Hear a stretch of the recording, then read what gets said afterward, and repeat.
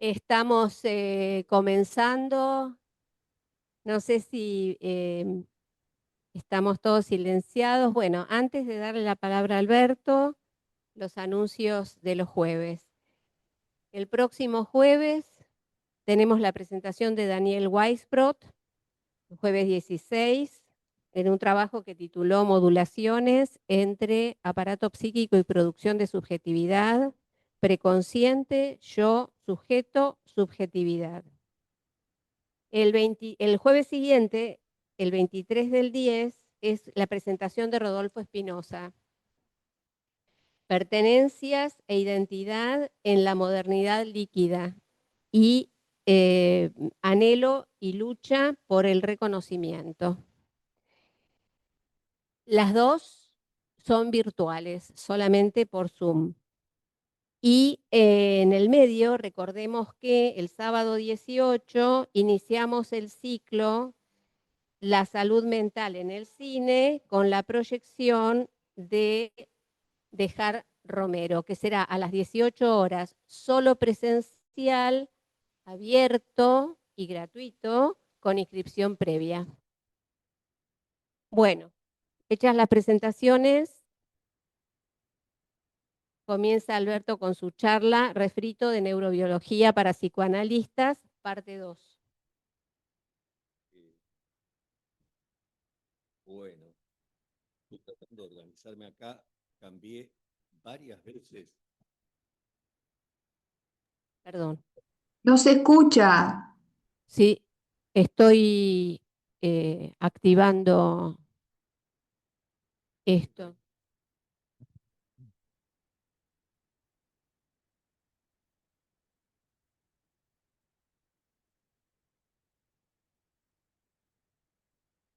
Bien.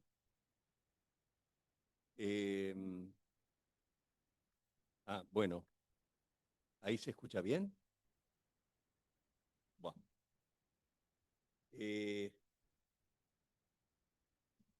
Como esto es muy largo y puede ser tedioso, voy a saltar algunas cosas y me gustaría a mí especialmente que quedara bastante margen para las preguntas, para la discusión, en fin, para el intercambio.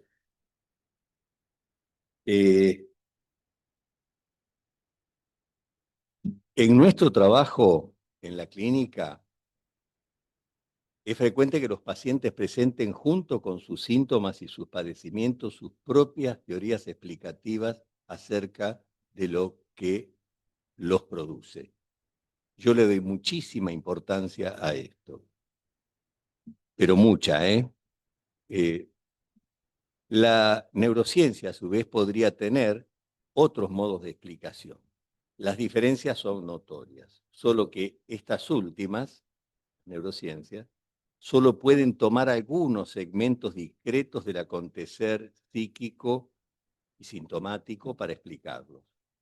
No puede, creo, dar cuenta de totalidades tal como aparecen en el nivel fenomenológico de las expresiones del paciente, ni tampoco desde el punto de vista de lo que es nuestra especialidad, que es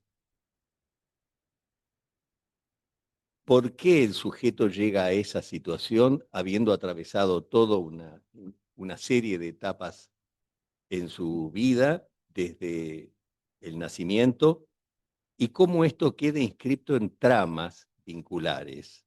De eso no puede dar cuenta ni tiene por qué dar cuenta esta otra ciencia o conjunto de ciencias en realidad. Pero volviendo al discurso del paciente, allí también quiero hacerle lugar a otras disciplinas bastante poco frecuentadas por los psicoanalistas, y eso que se trata de textos, o se trata de discursos, se trata de explicaciones, de narraciones. Cualquier simple texto narrativo o descriptivo, por ejemplo, involucra varios niveles y asociaciones, lo que Roland Barthes llamaba el hojaldre del lenguaje. Es decir, que, por ejemplo, de un relato fantástico de Guy de Maupassant, un relato de no muy largo. Greimas, que fue un enorme semiótico, compuso todo un libro. Entonces, ¿cuántos niveles de fenómenos se producen en un simple relato? En este flujo, por ejemplo, vemos y escuchamos descripciones conscientes por medios verbales. Estoy hablando del paciente. Dentro de estas escuchamos recuerdos, expresiones emocionales que se suceden al acompañar este discurso, el color afectivo, los matices expresivos, lo que Lisa Friedman Barrett llama la granularidad emocional. Pensamientos, elaboraciones, explicaciones, contenidos manifiestos pero no conscientes para el sujeto, tramas vinculares y singularidades de la dimensión de los qualia sobre los que en un momento vamos a hacer una pequeña referencia. Tenemos por un lado entonces la expresión en el doble nivel del lenguaje emocional del paciente, que tiene que darle una forma transmisible a lo que vivencia. La recepción del analista, con su relación respecto de su bagaje conceptual, teórico, metapsicológico. La expresión de la experiencia subjetiva es fluida, es veloz, es cambiante, es evanescente, caleidoscópica, podríamos decir. Implica totalidades en continua transformación que están lejos de poder ser aprendidas por el setting neurocientífico. Y naturalmente no podemos dar cuenta en su totalidad ni con el setting psicoanalítico. Como el trabajo, es decir, que siempre hay un excedente. Como en el trabajo anterior, voy a tratar de resumir en esta presentación algunos postulados neurocientíficos respecto del yo, pero en una poca medida. Esto acá los voy a traicionar un poco, porque creo que se necesita antes ampliar el contexto para ver dónde volcar este contenido que es realmente muy complejo. Voy a hacer algunas referencias si tengo tiempo, pero me interesaba más hacer hincapié en los prolegómenos, en las cosas que hay que tomar en consideración para poder inscribir y que no quede como algo flotando las cuestiones específicas de neurociencia. Si observamos el extraordinario desarrollo de la neurociencia, que es en realidad un conjunto de disciplinas, la neurofisiología, el estudio de las imágenes, resonancias de distinto tipo, magnéticas, por emisión de positrones, en fin, que permiten ver los procesos en tiempo real de activación del cerebro o de inhibición. Si podemos estudiar el psiquismo o como estos autores en general la llaman la mente, mind, desde el punto de vista del comportamiento, del discurso y de los vínculos, también creo que debemos considerar los fenómenos cerebrales, aunque esto es un trabajo arduo. A diferencia del psicoanálisis, que está constituido por un conjunto de hipótesis bien formuladas, la concepción neurocientífica tiene un corpus de datos que se construyen sobre el sólido fundamento empírico con validación científica. El psicoanálisis, creo yo, hace tiempo que no empuja las fronteras del conocimiento. Procede por movimientos endógenos de reformulaciones, en algunos casos, por supuesto, alojando procesos sociales que se van imponiendo lentamente. Por ejemplo, los estudios culturales, los estudios feministas y las cuestiones de género, de viva actualidad. En cambio, la neurociencia avanza a un ritmo sostenido expandiendo esas fronteras de manera permanente. Si lo pensamos bien, es una fortuna tener esta disciplina a nuestro alcance. Solo hay que advertir su importancia y las ventajas de incorporar muchas de sus investigaciones para los psicoanalistas, para la teoría metapsicológica y para la clínica. Después de esto voy a pasar, les digo cómo sigue. Esto es a manera de introducción.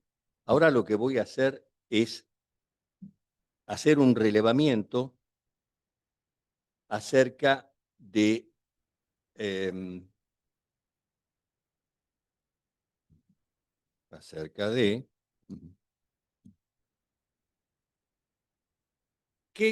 en qué existen acuerdos sólidos entre los neurocientíficos, por supuesto con matices, no hay de ninguna manera uniformidad monolítica. Existen discrepancias al interior de estas disciplinas. Existen autores con un sello propio.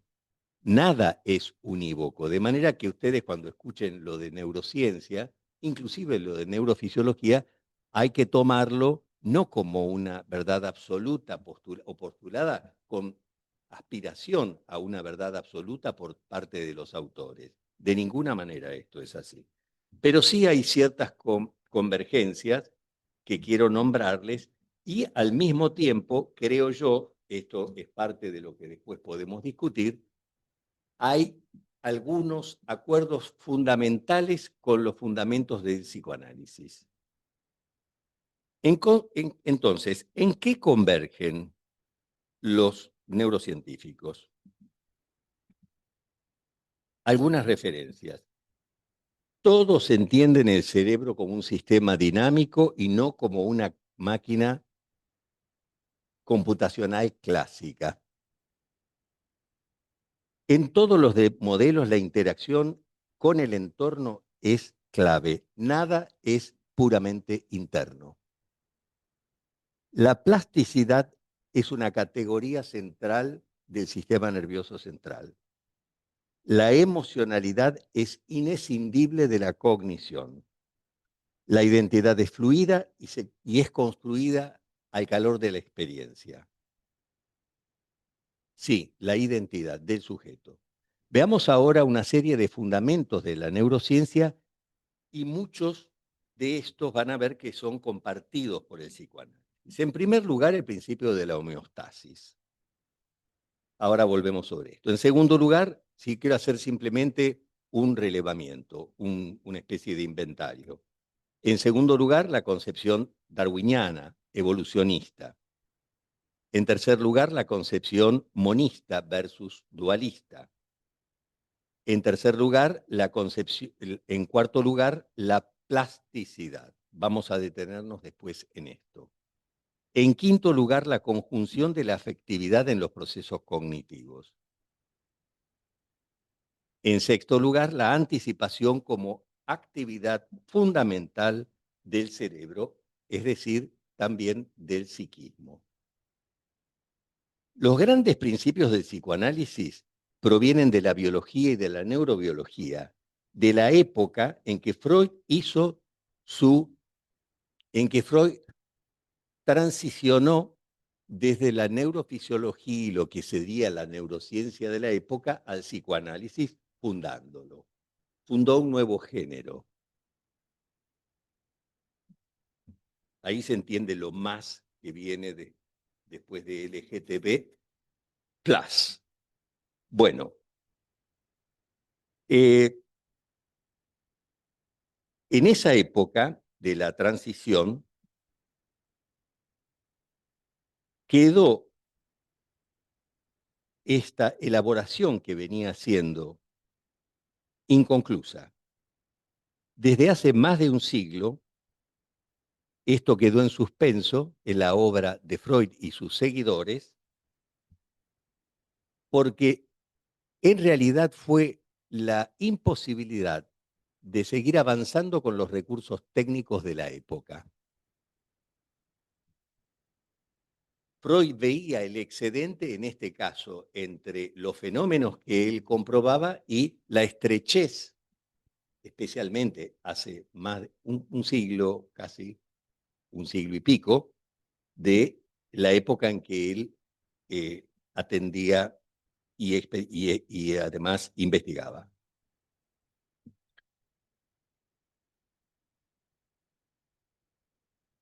Sí, no. Pero monismo, materialismo. Monismo es opuesto a dualismo. El dualismo no es materialismo. Este es un punto interesante porque yo creo, ya que me lo preguntas, que muchos psicoanalistas son dualistas. Dualismo es, hay una red extensa, el cerebro, el cuerpo, y hay una red cogitans, decía Descartes. De esta red cogitans no se puede dar cuenta. Hubo varias teorías en relación a estas, entre ellas la que probablemente todos escucharon hablar, es la del emergentismo. La materia organizada en determinado nivel de complejidad produce un nuevo fenómeno que la trasciende. El psiquismo. Ahí se inscribe el lenguaje, la cultura, el aparato psíquico. Particularmente esto, para mí, es sumamente discutible, que el aparato psíquico sea un producto parecido a la red cogitans o affectans, no importa. Es decir, hay algo inmaterial que se produce. Bien.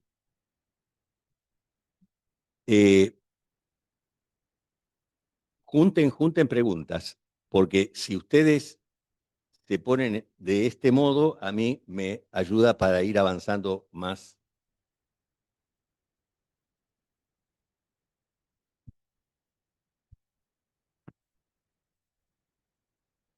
No, la pregunta es, no tiene por qué contestarla ya, seguí con lo tuyo, no importa, la quiero dejar. Si no hay modos diferentes de materialidad. Sí, claro. La materialidad no es Por solamente supuesto. lo que se toca. Por supuesto, por supuesto. Absolutamente convencido de eso. ¿Se acuerdan de los niveles de integración de Blecher? Tiene que ver con esto. Qué extraordinario que era Blecher. Extraordinario. Quedó como una especie de lectura escolar olvidada. Sí, sí, claro. Sí, sí.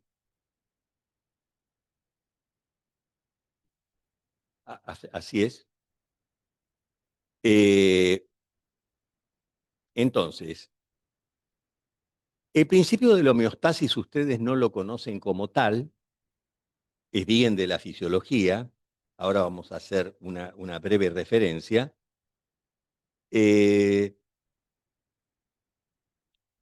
decir que las estructuras vivas están reguladas entre límites críticos. La glucosa tiene que estar entre tanto y tanto. El sodio tiene que estar entre tanto y tanto. El anhídrido carbónico tiene que estar en... Y son límites que, depende con qué unidad de medida lo vea, pueden ser mediana más o menos, digamos, son perceptibles y son discriminables. Pero la verdad es que entre 145 miliequivalentes de sodio en sangre y 138 tenemos un paciente vivo y despierto o un paciente en coma. Si esto continúa, muerte. Así de críticos son estos niveles en los que la homeostasis tiene un montón de recursos para bajar lo que sube y subir lo que baja. Esto fue en realidad el que sentó las bases de esto fue el padre de la fisiología, el gran Claude Bernard. Ahora volvemos. Él acuñó un término que se sigue utilizando hasta hoy, que es medio interno. Entonces, ustedes ya se habrán dado cuenta que todo esto tiene que ver con el principio de constancia, que eso ya nos resulta más familiar, y con las pulsiones de conservación. El monismo, que de todos modos, en relación a lo que recién preguntaba Juan Carlos y Dani, puede coexistir con lo que un gran autor que ustedes conocen, que se llama Antonio Damasio, llama el dualismo del punto de vista, inherente al abordaje humano, cotidiano, clínico.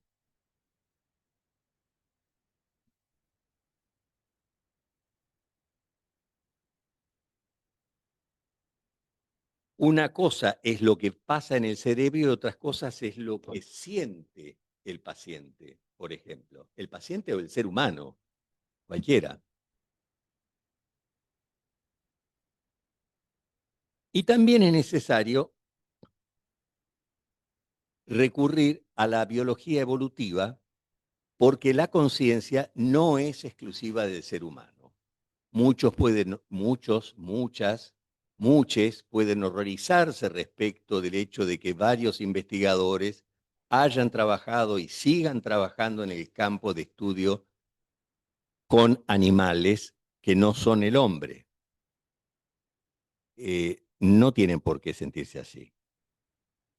La evolución de las especies fue produciendo gradualmente y en sucesivas etapas sistemas nerviosos. Reptiles, pájaros, mamíferos tienen capacidad de sentir, lo que se llama sensencia. Es una especie de neologismo, viene del inglés sentience. Es la capacidad de sentir.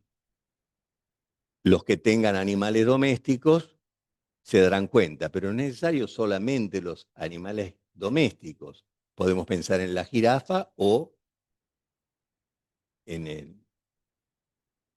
eh, en, en algunos políticos. Claro, no, políticos más bien bajos y retacones. Bueno,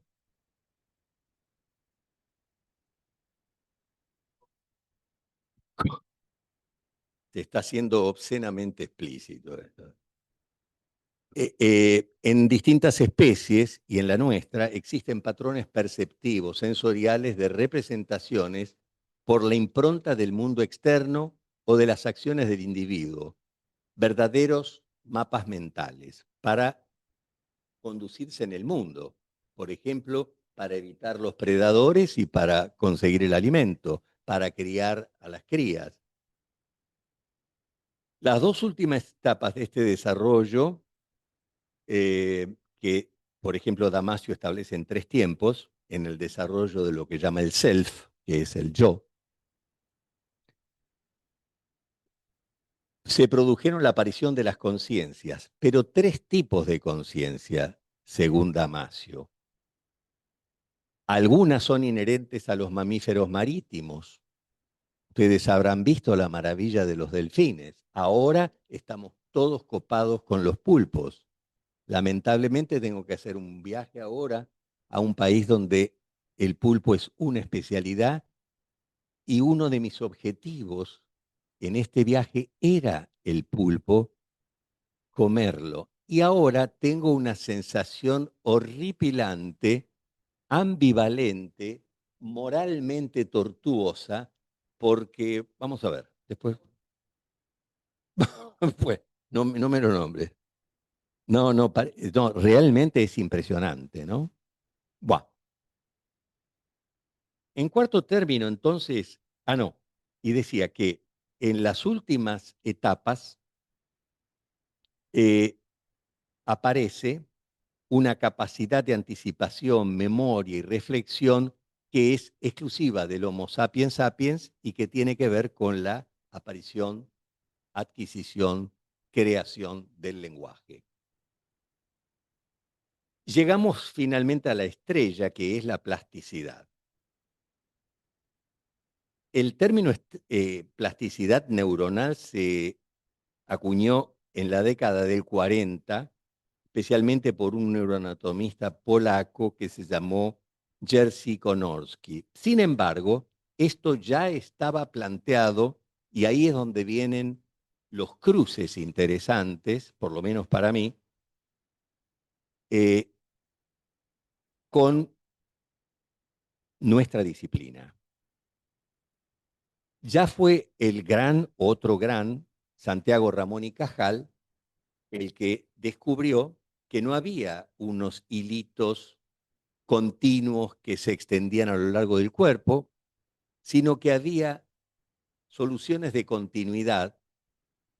Y después acá se descubrió, acá en el planeta, quiero decir, pero acá se investigó mucho la época de un no querido, pero muy valioso profesor que fue de Robertis.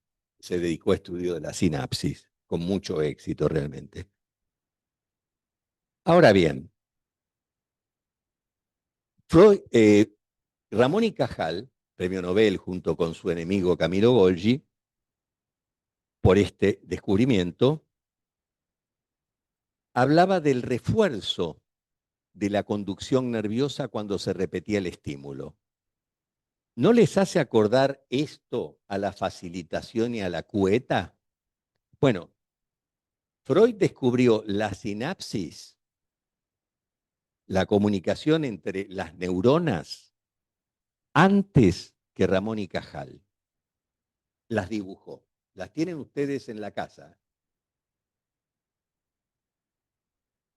Quinto, la inextricable relación entre afectividad, cognición y cuerpo.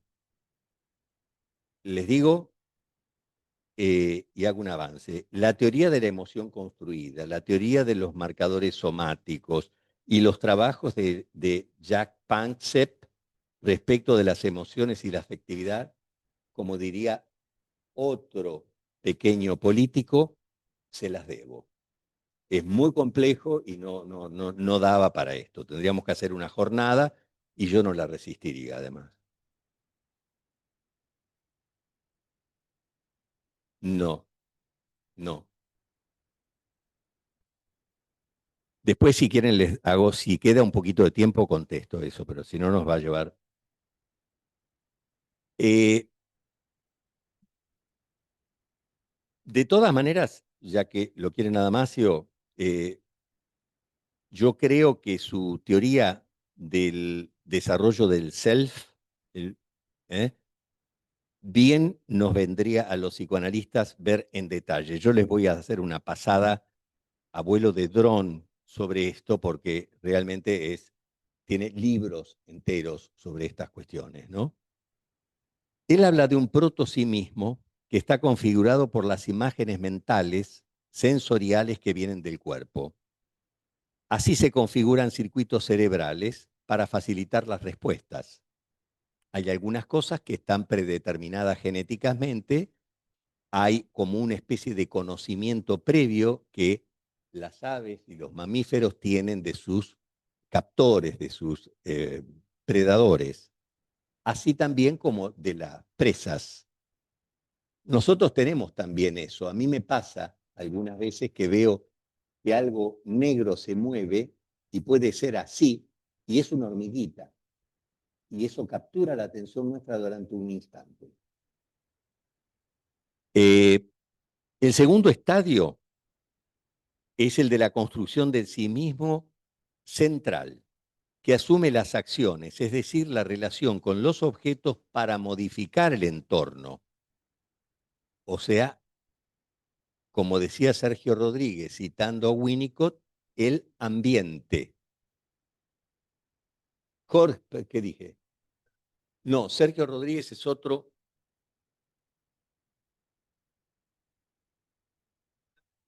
Sí, sí, sí, también, bueno, es un fallido que vale, me encontré hace unos años, no sé qué se habrá hecho de él, tiene unos libros muy interesantes sobre estas cuestiones y se la pasó investigando, la verdad que es muy interesante, algunas cosas un poco voladas para mí, pero muy interesantes. Y además con sus interlocutores muy inteligentes, muy estudioso. Bueno, el último estadio es el del sí mismo autobiográfico, o sea, nosotros, que podemos darnos el lujo de anticipar el futuro. Esto es específicamente humano. La conciencia implica la articulación de estos tres sí mismos. O sea, a medida que, como pasa en el aparato psíquico, y como sabemos por leyes de la neuroanatomía y de la evolución, justamente, lo anterior no se descarta. El cerebro primitivo, el rinencéfalo, que tiene que ver con el cerebro reptiliano, no se desaloja y se reemplaza por un upgrade, por supuesto. El upgrade se va produciendo por oleajes sucesivos, como diría Freud, de la metáfora de los volcanes y la lava, de las etapas de la anal, oral, fálica, ¿no? No se van descartando. Bien. ¿Cómo metaforiza Damasio, para que se den cuenta por dónde va la cosa? El yo, o el self, crea un director mientras se desarrolla el concierto. El director es el yo, pero para nosotros o el self, para ellos, ¿no? Esta es una importante diferencia con la teoría del yo freudiana, en la que el yo es una estructura que se presenta desde el principio y tiene una capacidad creciente de procesamiento. En cambio, en esta sinfonía, dice Damasio, de proporciones malerianas, no está a cargo de un homúnculo preexistente, sino que se reinventa, se recrea permanentemente. Por supuesto, con circuitos que están especializados. Pero no se superpone exactamente esto con el yo freudiano. Bueno. Lo que nos interesa a nosotros muchísimo de todo esto, porque está indicado por Freud, es la metáfora, la idea, ustedes recuerdan del yo y el ello del yo cuerpo. Acá la cuestión de la encarnación de los procesos, pero en el sentido concreto de cuerpo, es común, en esto hay absoluta coincidencia. Pero esta coincidencia uno la puede considerar como que dicha por Freud en una intuición genial o conocimiento. La neurociencia ha aumentado, ha profundizado y ha producido evidencia empírica acerca de cómo es concretamente la relación y este diálogo del sistema nervioso central con el cuerpo. Permanente. La propia identidad está anclada en el cuerpo. El concepto de sí mismo no es independiente de lo que pasa en los receptores de las articulaciones, ni de lo que nos pasa en los pulmones. De otros órganos, ustedes ya se los habrán imaginado, tampoco de eso, menos. Esto es lo que se llama la propiocepción. Y la de los órganos se llama interocepción. Todo eso va con vías muy directas a la base del cerebro, al prosencéfalo, al tálamo, etc. Y la conciencia no está en la corteza cerebral, sino bastante más abajo, en el tallo cerebral. En la época de Freud se pensaba que estaba en la corteza. Por supuesto que la corteza es fundamental, pero todo lo que tiene que ver con la ciencia, con la regulación de sueño-vigilia, con la regulación del hambre y de la temperatura, por supuesto, no está en el tallo cerebral, pero está en el hipotálamo. Todo esto, toda esta orquestación está no diríamos en un diálogo con el cuerpo, es una continuidad súper especializada. ¿Se entiende? Bien. Les voy a dar algunos nombres para que los que se interesen por esto, busquen trabajos de Jack Panksepp, Rodolfo Llinás, un colombiano, Michael Gazzaniga, Damasio, Lisa Barrett Feldman Barrett, en fin. Esto lo lleva a decir, por ejemplo, a Damasio, si no hay cuerpo, no hay mente. Y yo diría, sin cuerpo no hay afectividad ni cognición. Voy a pasar rápidamente por algo de lo que en algún momento se mencionó que es muy interesante, que es en relación a la conciencia lo que un filósofo australiano que se llamaba David Chalmers llamó el problema fácil de la conciencia y el problema difícil. El problema fácil es el de observar, experimentar, ver con los lesionados qué pasa con la conciencia en función o de las lesiones o de los experimentos en que se puede ver en tiempo real los movimientos de los circuitos cerebrales. Eso se puede hacer perfectamente acá. Acá en el colegio no, porque no tenemos resonador todavía. Pero si esto se toma mucho desarrollo, a lo mejor vamos a pensar, vamos a hablar con la tesorera y en la próxima gestión trataremos de comprar un resonador. Si esto Buah, el pequeño momento delirante, megaloma. El problema difícil de la conciencia es el que más nos interesa a nosotros. El problema difícil es el verdadero corazón de la cuestión y para Chalmers lo que realmente constituye el misterio de la mente. El problema difícil se puede poner en forma de pregunta. ¿Por qué y cómo la actividad física y electroquímica del cerebro da lugar a una experiencia interna, a sentir?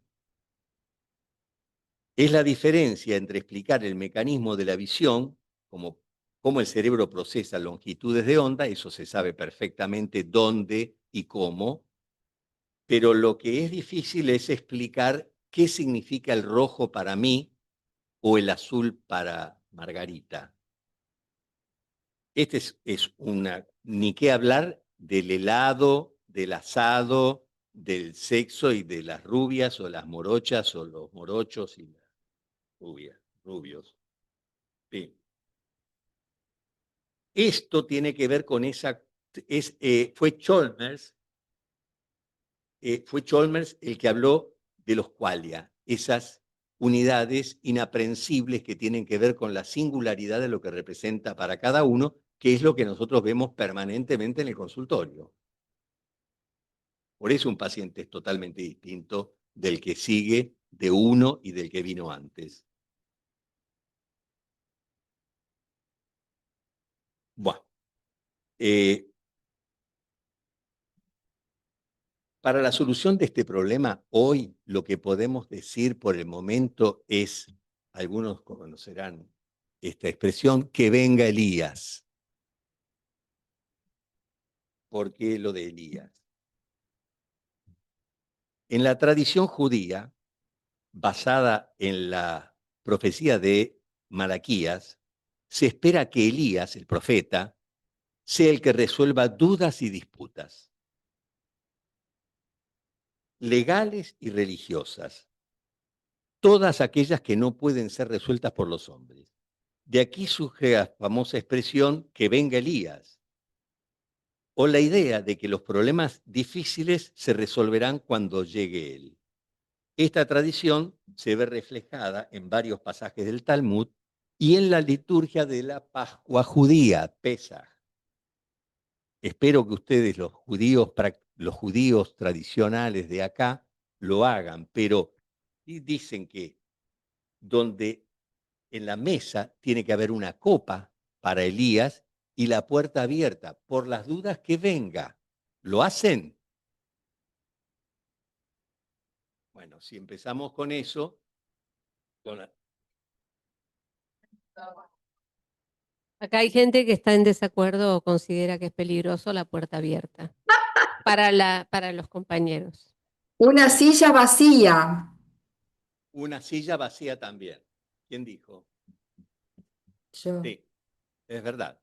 Bien. Por supuesto, por supuesto.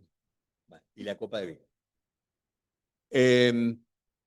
Bueno, el sexto punto de la teoría de la anticipación de Carl Friston, que simpáticamente se llama la teoría de la energía libre, se las voy a deber porque es realmente Friston un genio y con cosas que son realmente incomprensibles, por lo menos para mí y para muchos. Pero lo que tenemos que retener es que el cerebro tiene una función primordial que es anticipar. Esto parece obvio una vez que uno lo dice, pero en realidad nosotros todo el tiempo nos pasamos anticipando. Y tenemos además una rica clínica de la anticipación, una clínica de la psicopatología de la anticipación. Había preparado un trabajito a propósito de un dicho de Shakespeare que después se deformó. Realmente es lindo, pero lo vamos a dejar en todo caso. No, eso es hermoso, pero no es para ustedes. No es para ustedes. No. A mí me encantaría hablar de eso, pero bueno, si queda un ratito, yo lo digo. Yo me debo a mi público, que son ustedes. Sí. Ahí empieza la hipoglucemia. Acordate de la homeostasis. Cuando hay una todo el tiempo estamos corrigiendo.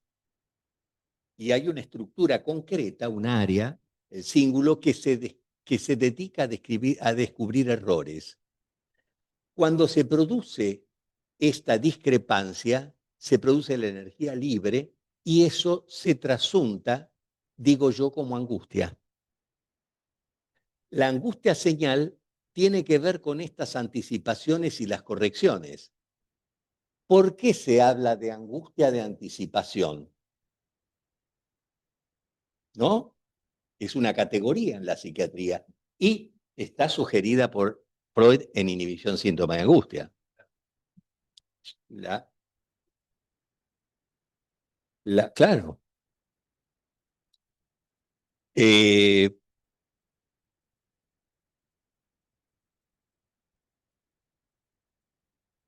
El cerebro es un sistema que, para Friston, genera modelos constantemente, predice lo que va a pasar.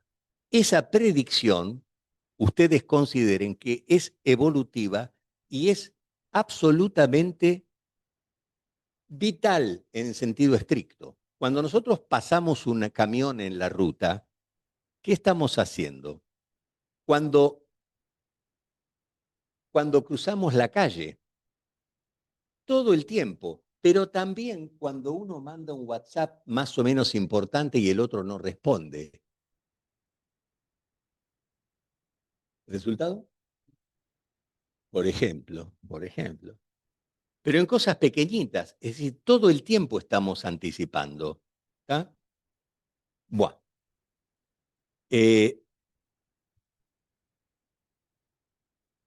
Bien.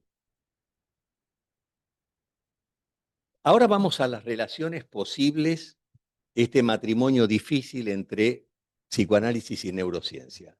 Una primera forma de describirla sería utilizar, y no de modo irónico, la losange de Lacan, por ejemplo, en la relación, el rombito entre el sujeto y el objeto en la fórmula del fantasma. Esta losange viene a ser una doble implicación, pero de una relación de conjunción-disyunción, mayor y menor, o mayor o menor, diríamos. No, él dice mayor y menor. Es una relación, no me voy a extender en esto, pero es una relación cargada de conflicto, donde los dos elementos son necesarios, pero hay una tensión entre ellos que viene a simbolizar el rombito. decía que estas disciplinas, la neurociencia, avanzan a pie firme, con paso firme, pero no tienen la capacidad explicativa ni los fundamentos metapsicológicos que sí tiene el psicoanálisis. Solo comparte algunos de sus conceptos fundamentales que ya los mencioné. Pero su operatividad es tosca. Podríamos metaforizar los alcances de la neurociencia. Es como si tuviéramos la posibilidad de ver desde un satélite los vehículos que circulan por las autopistas y las rutas, que serían los circuitos cerebrales. Podemos ver sus recorridos, de dónde hacia dónde van. Pero de lo que no sabremos una pepa es acerca de quiénes los ocupan y qué llevan consigo. Podemos establecer otra relación más cercana, delimitándola entre 4 relaciones posibles. Melanie, por favor, poné la diapositiva 1.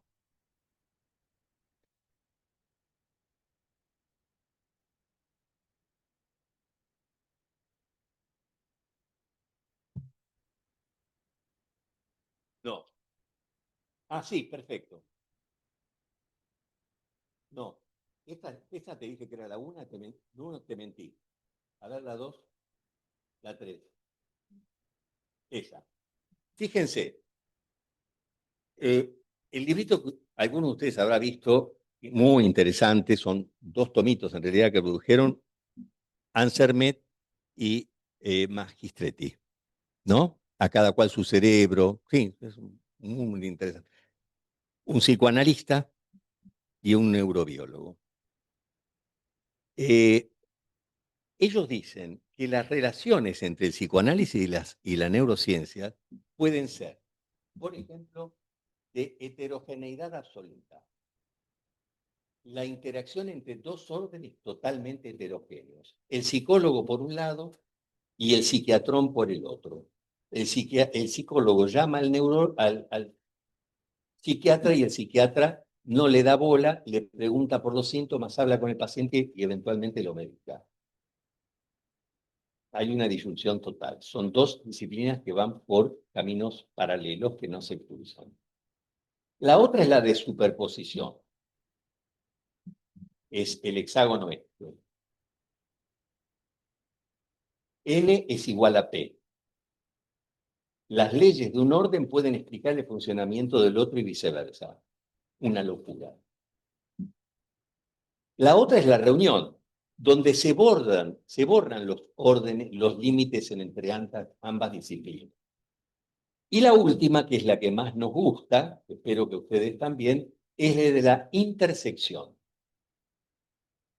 donde 2 órdenes disciplinares heterogéneos se solapan en un punto y ellos avanzan en algo que a mí me encantó, que es en la plasticidad, porque la plasticidad, les había dicho, es una propiedad fundamental del sistema nervioso, es lo que deja huellas. Sin plasticidad no hay aprendizaje.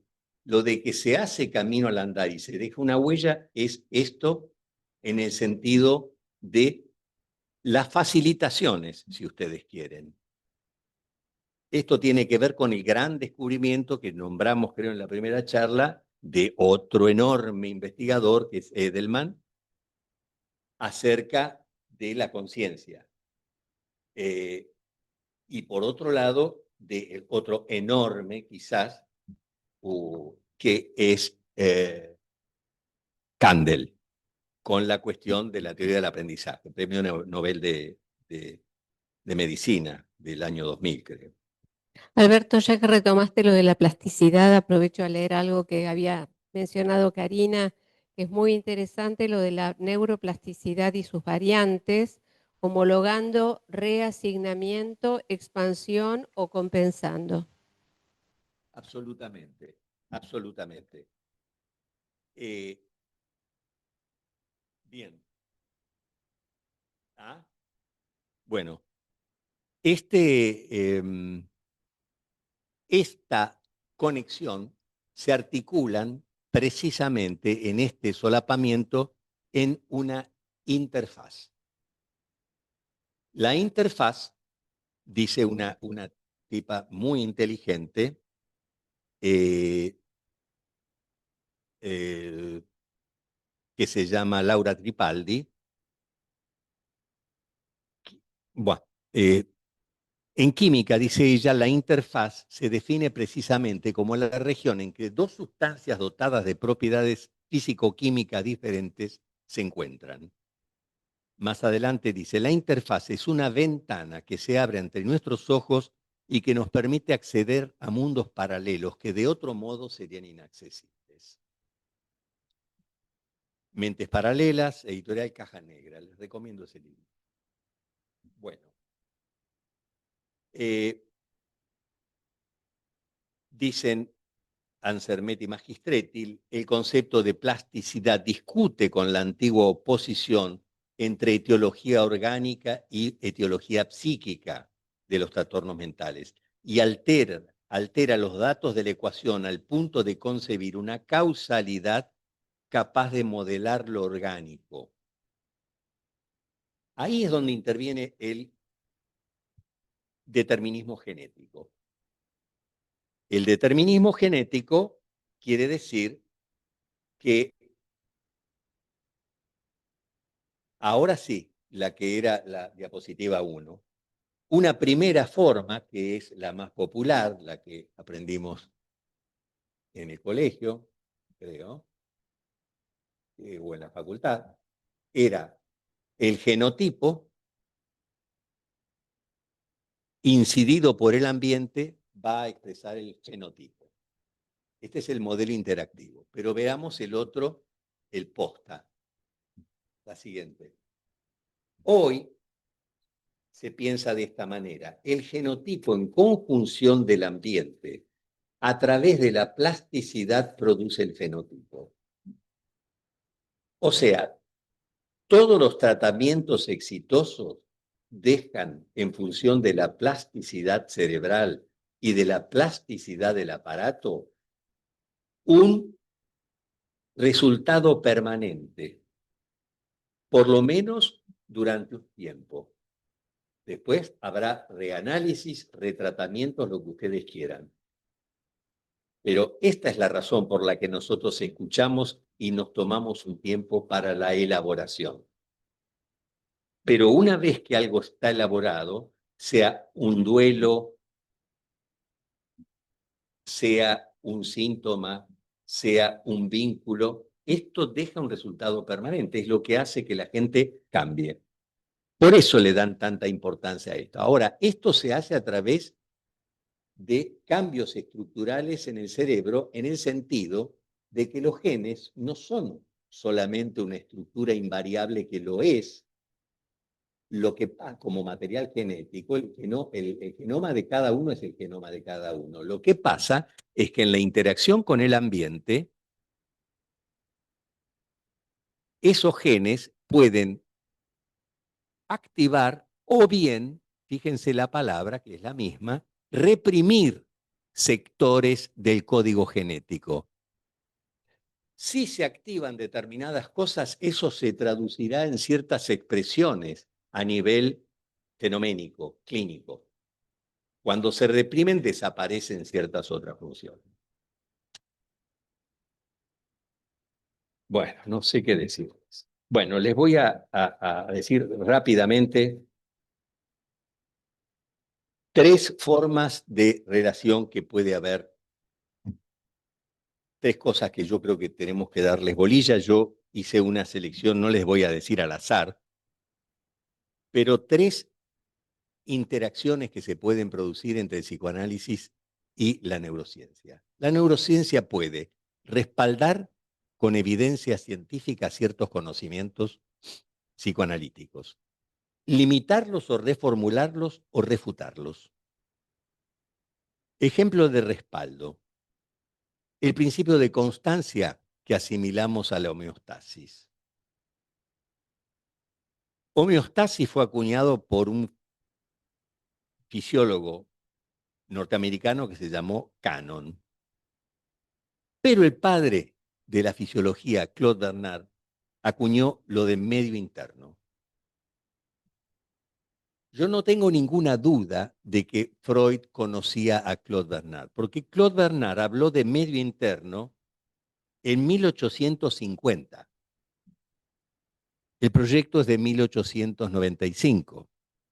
En un momento, en la interpretación de los sueños, Freud toma para sí la consigna que tenía Claude Bernard, irónica, que decía que el investigador en sus experimentos tiene que trabajar como una bestia. ¿Qué quiere decir trabajar como una bestia? Por supuesto, como decimos habitualmente, ¿no? Como un animal de carga, pero como una bestia en el sentido de focalizarse exclusivamente en su objeto de estudio, dejando por fuera todo lo demás. Como si tuviera la mente estrecha, claro. Alberto, acá Sí, quería hacer una aclaración sobre eso porque Claude Bernard se lo dijo en francés. Le sí, dijo, il faut travailler comme une bête. sí, Y en francés no solo quiere decir bestia, también quiere decir tonto. sí, tenés razón. Muy bien, gracias, Carlos. Yo lo había puesto acá en francés, pero es cierto. Bet es tonto. Bien. ¿Qué reformula? Reformula muchas cosas de la teoría de la representación. Reformula algunas cosas respecto de los sueños.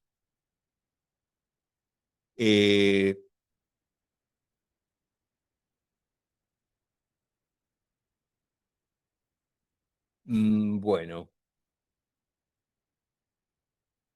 reformula la cuestión de que los recuerdos quedan inscriptos para siempre.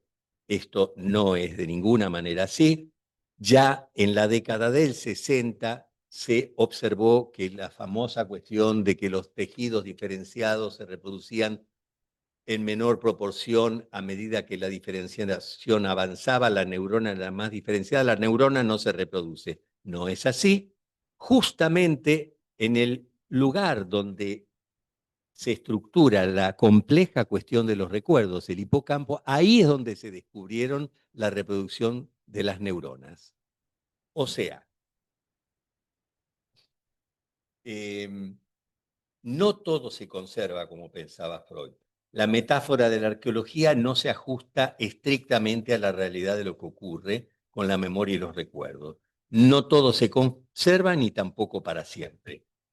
Es como en el capitalismo, digo yo, que al construir transforma y destruye, o que destruye mientras transforma y pretende construir o construye. Buah. Basta. Refuta. Sí, acá, por ejemplo, yo creo que una de las funciones de la neurociencia es limitar la omnipotencia de los psicoanalistas. Las psicosis, los trastornos bipolares, las depresiones unipolares, las adicciones, dan cuenta de que hay dos versiones de la plasticidad. Hay la plasticidad buena, la que nos permite aprender, pero hay una plasticidad mala, la que nos deja clavados en una determinada situación repetitiva. O sea, lo que vagamente podríamos imputarle a la genial intuición, otra vez de Freud, de la viscosidad de la libido. Tomemos el ejemplo de las adicciones. Hay una gran clínica y teórica de las adicciones, que es Nora Volkow. Nora Volkow es actualmente, y de hace tiempo, la directora del Departamento de Drug Abuse, abuso de drogas, del Instituto Nacional de la Salud de Estados Unidos. Ella investigó, ella que es bisnieta de Trotsky, nació en México, y tiene un reconocimiento extraordinario por sus trabajos. Pongo un trabajo de ella aquí, sobre las etapas de la adicción. Una primera etapa que llama de intoxicación, atracón. Las drogas activan el sistema de recompensa del cerebro, creando sensaciones de placer. Esto lleva a la formación de hábitos, repetición de los circuitos, búsqueda de droga, que se llama craving, ¿no? La búsqueda, la avidez. Esto va deteriorando, por ejemplo, estructuras cerebrales concretas, por ejemplo, la corteza frontal, que tiene que ver con decisiones y control, autocontrol, ¿no? Una etapa de abstinencia o afecto negativo. Cuando se interrumpe el consumo de drogas, se produce un estado emocional negativo y una respuesta al estrés del cerebro. Esto se debe a la disminución de la dopamina, etc. La tercera etapa, donde el paciente ya está verdaderamente tronado, es la etapa de preocupación-anticipación. En esta etapa, el deseo por la droga se vuelve intenso, pero la satisfacción es estoniana. I can get no satisfaction. Ya no hay satisfacción, pero hay repetición de eso. En realidad la satisfacción, la primera es la mejor, ¿no? A diferencia de la sexualidad, creo yo. La primera es la mejor, después la búsqueda incesante de ese primer momento no se repite nunca más. La vivencia de satisfacción. Bien, recapitulemos y volvamos al presente. Dios mío. Bueno, del pasaje de Freud no voy a decir nada. Con posterioridad al proyecto, los senderos del jardín del psicoanálisis se bifurcaron y el psicoanálisis y la neurofisiología continuaron divergiendo. Esta separación se mantuvo durante un siglo, pero desde hace varios años se está produciendo una convergencia entre ambas disciplinas. Distintas corrientes se fueron dando a lo largo del siglo XX.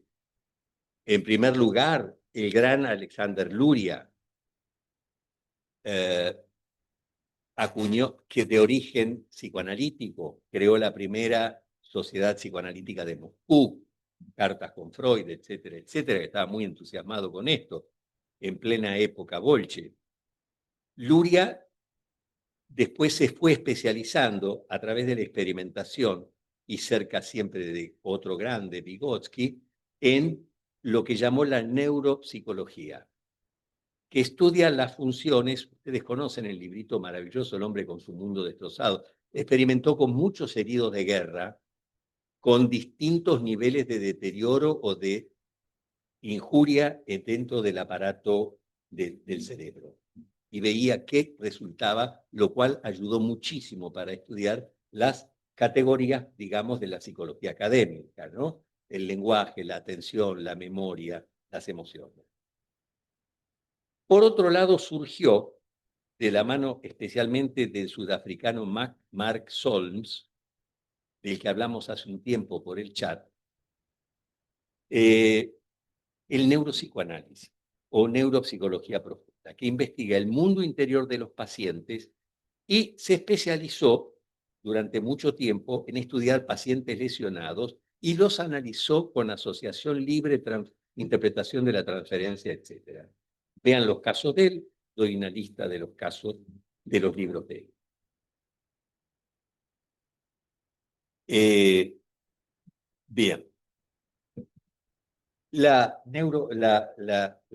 neurociencia puede determinar qué ocurre en el cerebro, pero muy a grandes rasgos. Por ejemplo, cómo se activan los circuitos de temor, la conciencia, los impulsos, a qué remiten desde el punto de vista neurofisiológico por su acción y sus manifestaciones, qué movimientos se producen a través de estos circuitos, qué intensidad, qué moduladores, neuromoduladores están involucrados. Pero creo finalmente que la gran función de la neurociencia es limitar esta omnipotencia nuestra. Puede marcar límites de ciertas afirmaciones e inclusive puede cuestionar fundamentos y estereotipos contenidos en las teorías que utilizamos en nuestro trabajo. Sirve para acotar ciertos supuestos en función de los conocimientos con fuerza de evidencia científica. Voy a poner un ejemplo. Ahora retomo lo del problema difícil de la conciencia, ahora en serio, lo que decía de Elías. Mientras llega Elías, buscar una respuesta en el presente para el problema difícil de Chalmers es algo a lo que los psicoanalistas estamos mal acostumbrados. Queremos eso ya. Es frecuente que los psicoanalistas recurran al ingenio con el solo recurso a las fuentes psicoanalíticas al modo talmúdico. De chico me fascinó esa capacidad del psicoanálisis para dar cuenta de tantas cosas. Caí en el sortilegio, pero empecé a tomar recaudo por la práctica clínica y la necesidad de recurrir a la psicofarmacología. Está incluida dentro de las neurociencias, que me ubicaron en una posición crítica. Y aquí estoy, porque como dijo nuestro maestro, el psicoanálisis no es una Weltanschauung. No sabemos cuándo se reunirán las condiciones para resolver estos enigmas de enorme dificultad. Deberemos tener paciencia y continuar investigando humildemente. En una palabra, lo que diría es que la relación entre neurociencia y psicoanálisis no es de complementación, sino de suplementación, al modo de Derrida. No completa el psicoanálisis, sino que le agrega algo, el suplemento, que revela su insuficiencia para que no se crea autosuficiente. Lo que no quiere decir derribar todo el psicoanálisis, porque seguimos trabajando de eso y con bastante éxito, creo, en general.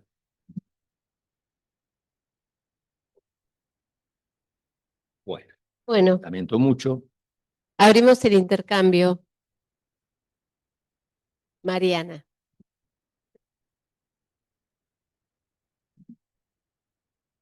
Bueno, gracias, Alberto. Tengo 3 millones de preguntas, porque de cada cosita que vas diciendo. ¿1 millón? Sí. No, en principio me detengo en 2. Una tiene que ver con algo que planteabas respecto del registro de la huella anémica, diría uno, ¿no? ¿Qué registro queda inscripto respecto de la experiencia? Y planteabas que hay una especie de reinscripción sucesiva, ¿no? Que no va necesariamente resguardando la anterior, sino que puede ir borrando. Primero pensaba en los trastornos cognitivos que en realidad operan de la otra manera, ¿no? Con la preservación de las huellas más antiguas y el borramiento de las últimas, ¿no? ¿Qué pasará ahí? Y si hay alguna respuesta de por qué esa memoria profunda, primaria, queda imborrada cuando hay un arrasamiento de funciones de la conciencia. Y la otra pregunta... Esa huella queda imborrada. Claro, sí, que queda preservada, la memoria remota queda preservada y las que se borran son las experiencias más recientes. Por ejemplo, las traumáticas. No, trastornos cognitivos, trastornos de deterioro cognitivo. Ajá. La otra pregunta tenía que ver con cómo pensar, porque acá se me hace un lío, el fenómeno de la conciencia. O sea, de alguna manera el proyecto y, por ejemplo, la interpretación de los sueños están inscriptos dentro de lo que sería la primera tópica, y ahí el fenómeno de la conciencia es un fenómeno primero y lo inconsciente es lo que secundariamente ocurre después del fenómeno de construcción de la conciencia. Es decir, lo que primero aparece en el aparato psíquico es conciencia y luego, por represión, inconsciente. En la segunda tópica el proceso es inverso. Primero está el ello y después la construcción de la corteza. Entonces, me da la impresión cuando vos estabas explicando de qué modo las neurociencias explican esta construcción de un yo, estabas más cerca de la segunda tópica que de la primera. Pero la validación del proyecto coincide temporalmente en la obra de Freud con la primera tópica, no con la segunda. Y ahí es donde se me armó como un lío. ¿Cómo se entiende el fenómeno de la conciencia en la primera y en la segunda tópica, la diferencia que hay, y por qué Freud estuvo mucho más cerca del conocimiento actual de las neurociencias, pensando la conciencia como un fenómeno primero y a lo inconsciente como un fenómeno secundario, que cuando finalmente pareciera que se acerca al modelo que vos planteaste de las neurociencias, recién con la segunda tópica, ¿no? Se superpone un poco, me parece, voy a contestar a esta porque después me voy a olvidar. Se superpone un poco la cuestión de la conciencia con la memoria, ¿no? En tu pregunta. El recuerdo, la huella, sí, sí. Se recuerda lo último que se recordó. La memoria pasa por 4 etapas. Inscripción, consolidación, se suele darse esto durante el sueño nocturno. Entonces, por eso es tan importante la consolidación. Después se produce la recuperación, que es el recuerdo. Cada vez que recordamos, se nos facilita, tomémoslo desde el punto de vista cognitivo, pero lo podemos tomar desde el punto de vista afectivo, con una relación concreta, con un vínculo humano, que viene a ser más o menos la misma cosa, más compleja. Todo esto deja huellas, y las huellas es muy interesante porque nosotros estamos acostumbrados, esto es una de las cosas que se reformulan de una manera drástica, con modelos sumamente complejos. Nosotros estamos acostumbrados a que neurona, en realidad, venía a representar la representación. Lo que Freud llama neurona es la representación. Y estamos acostumbrados a pensar las representaciones como fichitas que quedan inscritas o colgaditas del cerebro de alguna manera en los circuitos. Bueno, recuerdo 84.000 millones de neuronas, 1 billón de sinapsis. Cada neurona tiene 10.000 sinapsis. Está conectada con 10.000. Es una cifra inabarcable. Todo esto forma circuitos que se van reactivando permanentemente, pero no solo en la corteza, como les dije antes. Algunas cosas, por supuesto, que pasan por la conciencia, pero la otra novedad muy grande, que más o menos la intuimos, es que no todo lo que se inscribe pasó por la conciencia. De hecho, muchas veces lo que nosotros recuperamos, por ejemplo, en las neurosis traumáticas, hay ciertos hechos que quedan por la solicitación, por el estado de shock que se produce en ese momento, se produce una hiperactivación que deja en un cono de sombras otras cosas. Esto lo explota mucho el cine, los detalles que faltaban, y lo representa bastante bien eso en ficciones. Entonces, estas neuronas o representaciones son miles de circuitos interconectados entre sí en muy distintas áreas, porque nosotros pensamos, por ejemplo, este vaso, esta copa, tiene una determinada textura, transparencia, tiene un líquido que uno ya sabe qué es, cumple una función. Bueno, esto está inscrito en, por un lado, la imagen de la forma, se inscribe en un lugar. La imagen que nosotros reproducimos, yo no necesito tocarla para saber la consistencia. Después sabemos lo que hay adentro. Sabemos que es transparente, color, eso se inscribe en otro lado. Dureza, temperatura, todo se inscribe en regiones distintas.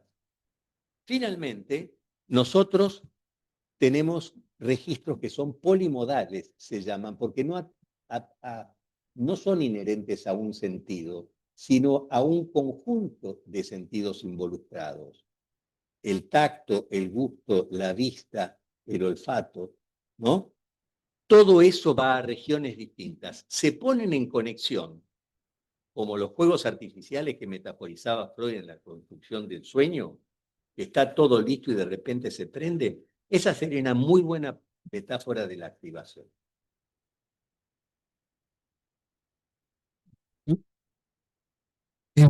Si te escuché hace un ratito, dijiste que uno recuerda lo último que ha... Sí. Bueno, no es mi caso. Como tengo una larga antigüedad en el planeta ya, por ejemplo, yo vivo en una casa grande, dejo, qué sé yo, un reloj en una habitación, me voy para la cocina, ya no me acuerdo dónde dejé el reloj, y empiezo a buscarlo sin... Sí.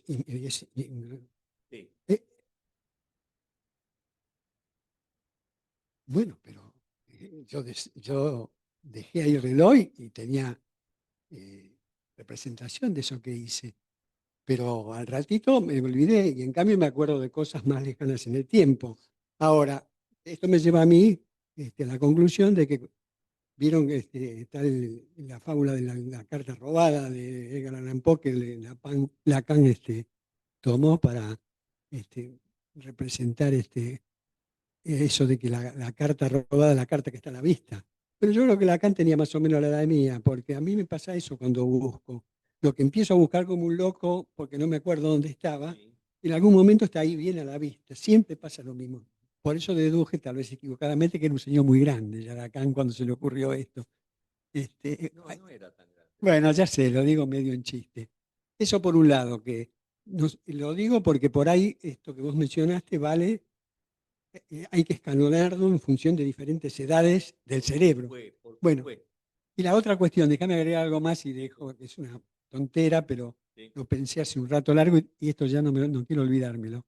Cuando vos mencionaste el trabajo que muchas veces hacemos los psicólogos o no psicólogos, pero que practicamos el psicoanálisis de recurrir a una interconsulta psiquiátrica cuando hay algo que nos preocupa de un paciente, los niveles de ansiedad o lo que fuere.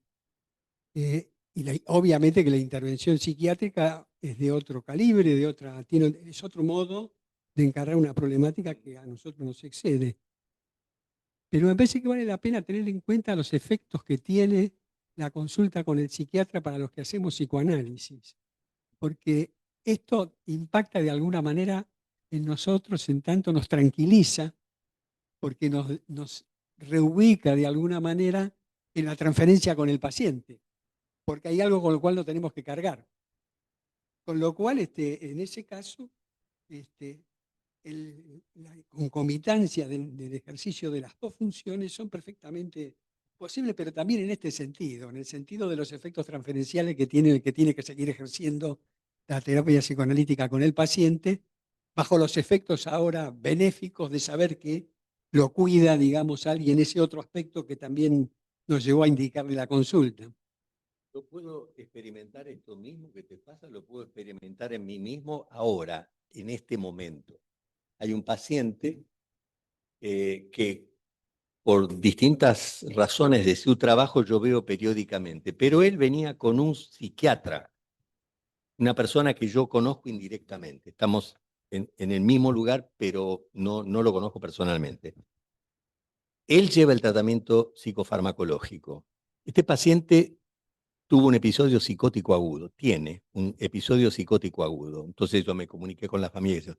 Pero para mí es un descanso enorme porque está en el interior del país, en un lugar olvidado por la mano de Dios. Y recurrir allí a un hospital psiquiátrico, a una clínica o algo así, para mí me descansa muchísimo saber que este colega, que ya lo quiero, se está ocupando de semejante despelote y muy eficazmente.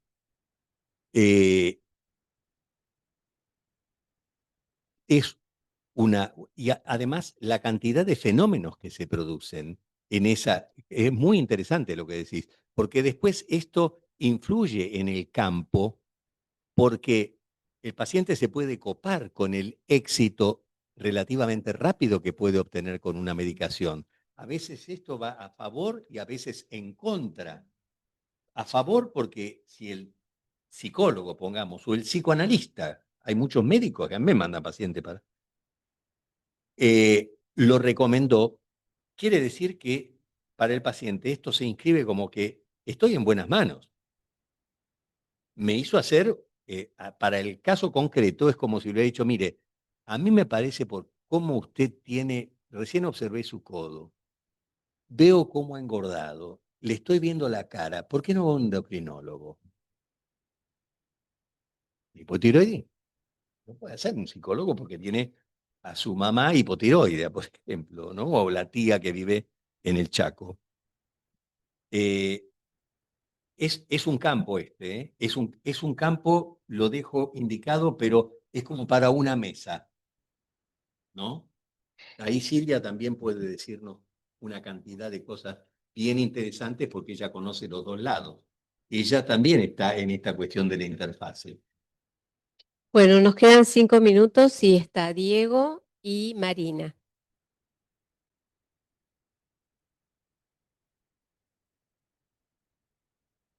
Bueno, lo más rápido que pueda, porque hay, como dijo Mariana, 1.000.000 de cosas posibles. Estoy usando mucho el chat GPT para distintas cosas, pero para una que estoy usando mucho, alguna vez lo hice circular por acá, es para preguntarle sobre su propio funcionamiento, ¿no? Y en un momento le pregunté acerca de si puede reemplazar un analista por la cantidad de gente que consulta, ¿no? Me dijo en principio que no, bueno, me tiró citas muy pertinentes todas, de Freud, de Lacan, etcétera. Le digo, bueno, pero esto vos ya me conocés por los chats anteriores, que soy psicoanalista, me estás diciendo lo que quiero escuchar. Me dice, no, si algún psicólogo me preguntara desde otro lado, con el presupuesto de que sí lo puedo reemplazar, yo no diría que lo puedo reemplazar, porque creo que no lo puedo reemplazar. ¿Y por qué no lo podés reemplazar? Me dijo, bueno, citas y citas, pero me dijo una fórmula. Me dijo, porque yo no tengo cuerpo. Es impresionante. Es así. No puedo, lo que me digas no me va a afectar. Te puedo dar hasta buenos consejos, te puedo hacer un espejo perfecto del lenguaje simbólico humano, pero lo que vos me digas a mí no me modifica en nada, no me pasa nada, y esas es lo que te pasa a vos en la transferencia con los pacientes. Extraordinario. Tremendo, no tengo cuerpo, ¿eh? Está muy bien programada. Sí. Es muy bueno. Yo ya le estoy pagando directamente porque. Sí. Hubo un Tampoco trabajo tiene en autoestima. el otro día, no sé en qué medio, la verdad, pero que tenía que ver con la cuestión del cuerpo. No se te escucha, Alberto. Que decía que no sé dónde, si es un paper o qué era, donde se hablaba justamente de esta limitación de la inteligencia artificial por la ausencia del cuerpo y la importancia, sí, la importancia del cuerpo del psicoanalista. Ustedes piensen que una de las fuentes, hablamos en un momento de contratransferencia hace unos años, una de las fuentes que nos permite eh, por formularnos una determinada posición y elaborar una respuesta interpretativa en función de la contratransferencia, tiene que ver con las sensaciones que sentimos en el cuerpo. ¿Por qué de repente dormimos perfectamente y ahora estamos teniendo sueño? Cosa que no le va a pasar a la inteligencia artificial. ¿Por qué de repente me doy cuenta que me estoy poniendo tenso, ¿no? Bueno, porque tengo un cuerpo. Ahora, esto está absolutamente vinculado o descartamos. Bueno, puede ser que esté tenso porque me hizo acordar a una cosa mía, pero también puede ser porque el paciente paranoide que nos está mirando así y que nos está controlando con la mirada, que está bionianamente metiéndose dentro de nosotros, está generando esa reacción y nosotros podemos utilizar eso como material. Claro. Marina y Karina. Y ya después creo que vamos a ir cerrando. Bueno, no, me interesó el cuadrito de las posibles interacciones entre nuestra disciplina y las neurociencias y como vos decís, el avance apabullante. Entonces, bueno, me estuve viendo algunas entrevistas que le hicieron a Eric Kandel, que es un tipo, no sé si eso era, porque en algunos lugares dicen ¿Quién? Eric, Kandel. Candel. Oh, de pie. Es un divulgador, le encanta hablar, explicar, y en una entrevista él contó que él hizo medicina para hacer psicoanálisis y que a partir de una conversación que tuvo con un neurólogo, que le preguntó para él dónde estaba el yo, el super yo y el ello, y el neurólogo lo que le dijo es que en neurología se trabaja molécula por molécula. Por eso Kandel empezó a estudiar el tema de la memoria en este caracol. Y bueno, y sacó este concepto de la plasticidad. Ahora, en esa misma entrevista, hablaban de, el entrevistador era, me parece, un cognitivista, que en los trastornos obsesivos compulsivos ya se sabe que hay distintas zonas del cerebro que tienen mayor actividad, esta es la palabra, y en particular una, con lo cual la pregunta es, ¿cómo nosotros podemos dialogar con esta disciplina que trabaja en la búsqueda de certezas? Por ejemplo, yo me preguntaba, bueno, entonces si yo tengo un paciente con un trastorno obsesivo compulsivo, yo tendría que derivarlo sí o sí a un psiquiatra, porque he tenido pacientes que hicieron una buena evolución sin medicación, es decir, la actividad en una zona del cerebro indica que eso es algo orgánico o indica que las relaciones humanas producen efectos también en esos mapeos cerebrales, ¿no? Y que si hubiera en este momento la paciente estado en sesión con un mapeo cerebral, se podría ver que esos movimientos, que esas regiones también tienen una actividad distinta. Esta es como la gran pregunta, ¿no? Sí, no hay, contesto brevemente a esto, pero hay neurosis obsesivo-compulsivas y neurosis. Una cosa es el hombre de los lobos. Un trastorno obsesivo-compulsivo difícilmente puede andar solamente con psicoterapia. Ajá. El nivel de sufrimiento es atroz. El nivel de prácticamente invalidez. Se reducen sus capacidades porque cuando los rituales empiezan a poblar la vida, que no era el hombre de las ratas, él tenía, bueno, todo lo que ustedes conocen, pero alguien, ¿cómo se llamaba la película esa con Jack Nicholson que tenía la cuestión de la... No, esa es de Polanski. Algo muy De especial. Truffaut. Mejor Sí, imposible, mejor peor imposible. imposible, Mejor peor imposible. imposible. Bueno, lo que yo les traía, que no les voy a leer, de Friston y el jueguito que hice, tiene que ver con esa tendencia a la hipercorrección que tienen los obsesivos. O sea, en ese proceso anticipatorio, Claro. ven el error, lo corrigen, pero una vez que está corregido lo vuelven a corregir. Y otra vez que... Yo busqué la expresión que en inglés se dice to gild the lily, dorar el lirio. En realidad, la expresión esta, una puntita del trabajo de Friston. Esta expresión en realidad, lo que dice Shakespeare es que fulano de tal, gild the gold, dora el oro. Es, nosotros diríamos en porteño, hacer una de más. Esto es en lo que se le va la vida al obsesivo. Entonces, yo estuve jugando con esto de cómo lo vería Friston y cómo lo vería Freud a este mismo proceso. Si ya el oro, diría, es una ironía de Shakespeare, ¿no? Si ya el oro es dorado, no lo dores. Entonces, el obsesivo se dedica a esto implacablemente, a expensas de un gasto de energía brutal, de una pérdida de tiempo pavorosa. Cuando esto va limitando su vida, no haría una consulta.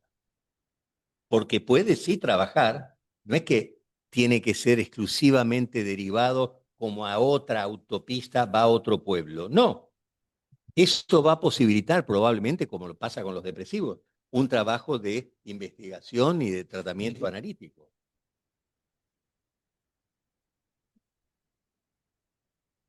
Karina, habías levantado la mano y no la veo. No sé si hay tiempo, no, si no lo pregunto por chat Para después. vos sí, dale. Sí, sí.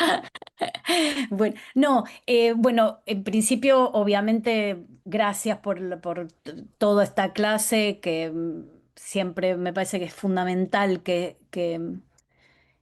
nos interesemos y aprendamos y estudiemos. Yo me quedé pensando, entre otras cosas, viste que antes se trabajaba con los periodos críticos de evolución y que ahora la neurociencia, por lo menos es algo que está circulando acá, divide y pone mucho énfasis en los periodos sensitivos. Y divide, digamos, No conozco esto. Ni los críticos ni los sensitivos. ¿Qué quiere decir, Karina? Ah, bueno, es para otro refrito, entonces. El, em, los estudios, por lo menos lo que está saliendo en UCLA y en Boston y qué sé yo, es que em, antes se trabajaba con periodos del desarrollo crítico en donde lo que no se formaba en un momento no se podía Ah, volver a formar más. ujú, No tenía oportunidad en la vida de sí, poder. Y sí. lo que la neurociencia está trabajando es que los periodos críticos cada vez se acotan más en un ser humano porque lo que se expandió son los periodos sensitivos, que a La partir de neogénesis. claro, que a partir de la neuroplasticidad, La neogénesis. la neogénesis. Entonces, nada, lo que, digamos, no sabía, me preguntaba mientras te escuchaba si yo estaba forzando mucho el psicoanálisis para meterlo ahí, digamos, o Lo es forzó Silvia en todo caso. ah, bueno. Esos son los puntos de encuentro, por ejemplo. Es muy lindo terminar con este ejemplo. No, y lo que están diciendo es que todas las cuestiones críticas, los momentos críticos del desarrollo humano, como el momento fetal, digamos, de desarrollo, como por ejemplo el sistema visual, que es cierto que si no se desarrolla en un momento, ¿no? Pero que cada vez eso, por la posibilidad de la plasticidad cerebral, todo eso se va convirtiendo en momentos más sensitivos que o se homologan o se enmascaran o se Sí, se reasignan. compensan o se Exactamente, compensan. ¿Sí? claro. Sí, sí. Entonces, Esto digo, me está parece que súper estudiado y les recomiendo los trabajos maravillosos del gran Oliver Sacks. sí, Hablamos en algún momento, ¿sí? Bien, nos desmuteamos para aplaudir a Alberto.